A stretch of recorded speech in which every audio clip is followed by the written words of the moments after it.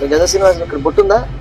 నీకు బొట్టుందా? చూసారా, బొట్టు పెట్టుకోకపోతే సనాతన ధర్మం ఎట్లా అవుతుంది? హిందువు నువ్వైతే భరత భూమి నాదేనని గర్వించు, హిందువు నువ్వైతే పుణ్యభూమి పవిత్రతను పాటించు, నీలోని దైవానికి గుర్తు కదా నుదుటి బొట్టు, హిందువు నువ్వైతే శౌర్యానికి తిలకమై గర్జించు.